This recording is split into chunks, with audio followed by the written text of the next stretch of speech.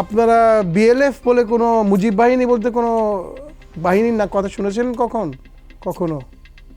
না, সেভাবে আসলে হয়তো বা আলোচনায় আসেনি।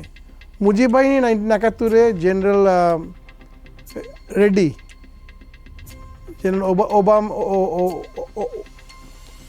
ওবামা রেডি যে ছিল ইন্ডিয়ান ইন্টেলিজেন্সের মুজিব বাহিনীর কথা তো আসলে মুজিব বাহিনীটাই ছিল বিএলএফ, বাংলাদেশ লিবারেশন ফ্রন্ট। এটা ছিল ছাত্রলীগের স্পেশাল উইং, এবং এগুলো আর ছিল হলো আপনার জাসদের, এগুলো selected like Hitler SS, the brown quotes of Italy. এদের কাজই ছিল পলিটিক্যাল এজেন্ডা ইয়ে করা, এবং কোনো অপোজিশন থাকলে শেষ করে দাও। আপনার গুমের সূত্রপাতটা কি ওইখান থেকেই শুরু বলে আপনি মনে করেন? আমার গুমের সূত্রপাত শুরু হয় ব্যাংকক থেকে। আচ্ছা, গুম হয় নাই, মানে শত্রু হাসিনার সাথে বা হাসিনার পরিবারের সাথে 71-টা তো ভুলে গেলাম, শেষ হয়ে গেল। তখন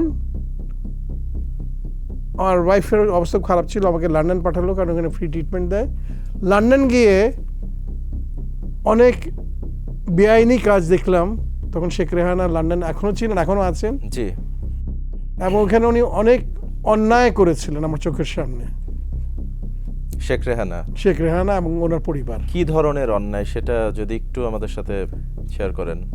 আচ্ছা, এটা কিন্তু হোয়াইট পেপারস বিএনপির সময়, যখন বিএনপি ক্ষমতায় আসে 1991-এ, তারা হোয়াইট পেপারস তৈরি করে। সেখানে আমাকে আদেশ দিয়ে বলা হয় যে তুমি কি কি দেখেছো তা বলবা।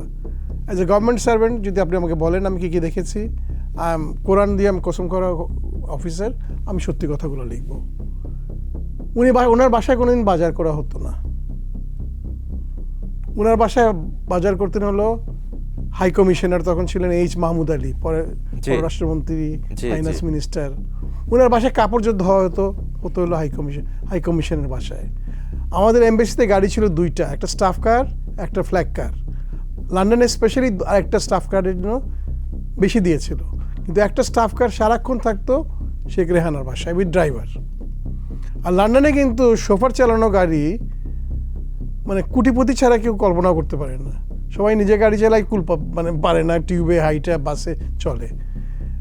অ্যান্ড তখন আমাকে ওএসডি করাই হলো, কারণ আমাকে কোনো দায়িত্ব দেওয়া হলো না। আমাকে মাহমুদ আলী বললেন, কারণ আমি ব্র্যান্ডেড তো অ্যান্টি আওয়ামী লীগ, সোজা কথা।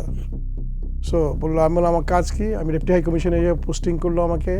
তখন 1997-এ আমি ডেপুটি হাই কমিশনে এসে পোস্টিং করা হলো।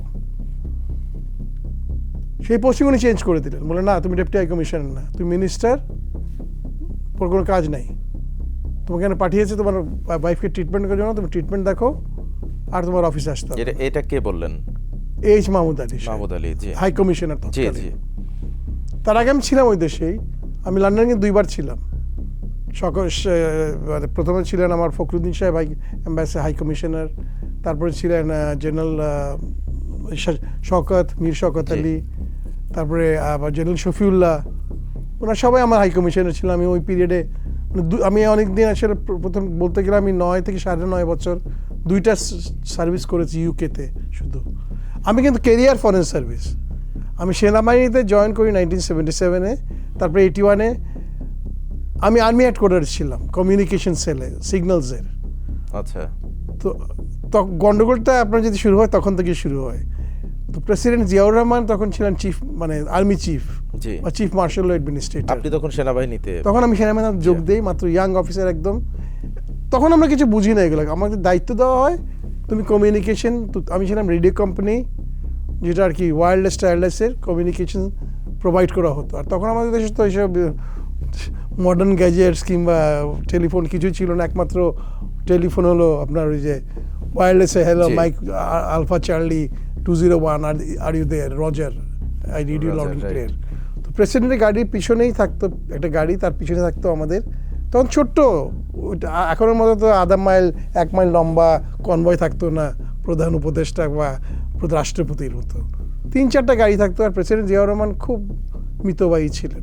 একটা ছোট টয়োটা গাড়ি চালাতেন, তা আবার জাপানিজ গিফট করেছিল। উনি ওনার জন্য 2টা শেখ মুজিব মার্সিডিজ এনেছিলেন বুলেট প্রুফ, উনি ব্যাপার ট্যাপার করতেন না। তো আমি ছিলাম ওনার সাথে অ্যাটাচড অ্যাজ এ রেডিও কোম্পানির অফিসার কমান্ডিং, বিকজ আমার ডিট্যাচমেন্ট ছিল ওনার সাথে, ওনার বাসায়, ওনার গাড়িতে, গাড়ির পিছনের যে গাড়ি, সবখানে উনি যখন যেতেন ওই আমাদের কমিউনিকেশন হতোই। মানে ওনার যত কমিউনিকেশন থাকতেন, মোবাইল কমিউনিকেশন বা হাউস কমিউনিকেশন বা all GOCs division through us, through me, through my company, not me, my battalion and my company. তো আমি মোস্টলি চাকরি করেছি আর্মি হেডকোয়ার্টারে। জি। So I was a branded as a প্রোজিয়া এলিমেন্ট। যেমন আমি মাজার টাজার, আমরা কয়েকজন ফ্রেন্ড ছিলাম, ভাই আমি চাকরি করছি, আমি তো কোনো পলিটিক্স আসিনি এখানে। কিন্তু আপনি পলিটিক্সের Branded. পড়ে গেলেন। পড়ে গেলাম, আমাদের লিস্ট করা হলো একজন